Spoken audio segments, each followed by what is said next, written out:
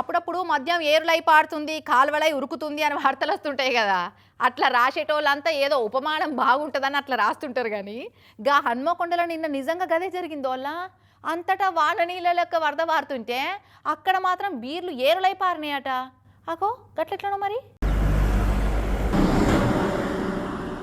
మద్యం ఏరులై పారిందన్నట్టు ఈడ నిజంగానే బీర్లు ఏరులై పారుతున్నాయి చూసిర్రా. ఇక చూడు నీళ్ళ లెక్క మారి ఎట్లా పోతుందో. 1,00,000 కాదు 2 లక్షలు కాదు 25 లక్షల రూపాయలు ఇవ్వగల బీర్లట. హన్మకొండ భీమదేవరపల్లి మండలం ముల్కనూరు కాడ లారీని నిర్లక్ష్యంగా నడిపి కల్వట్టు కుదినట డ్రైవరు.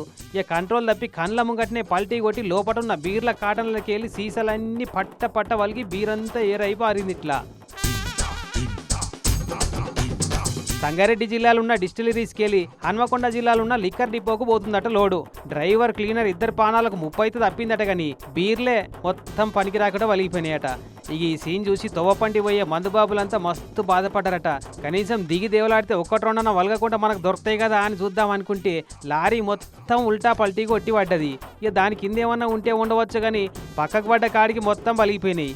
పోయి చూద్దాం అనుకునే లోపట్నే పోలీసు వాళ్ళు వచ్చి ఎవరిని దగ్గర పోకుండా చేసిర్రు. పాపం బీర్ సీసాలు అట్లా బేరు అన్నట్టు వలిగిపోయిన సీన్ చూసి బాధతోని గుండెలు బాదుకున్నంత పని చేసిరట కొందరు మందుబాబులైతే. ఎంతమంది దూపదీర్చేటియో ఎందరికి తుత్తి కలిగించేటియో వట్టిగా మట్టి పాలైపాయపో.